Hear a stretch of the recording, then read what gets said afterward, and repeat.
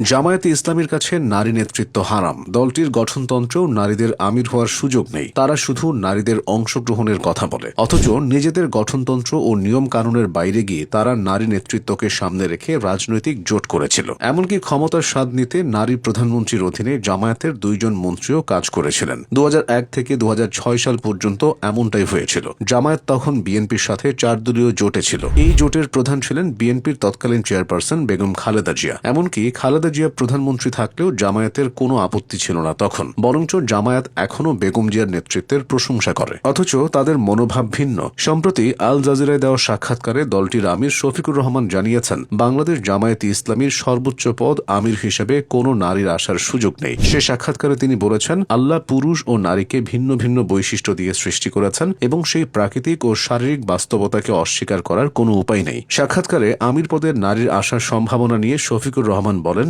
এটি সম্ভব নয়, কারণ আল্লাহ এক একজনকে এক এক বৈশিষ্ট্য দিয়ে সৃষ্টি করেছেন। মূলত এখানে তিনি নারীদের ক্ষমতাকে অবজ্ঞা করেছেন।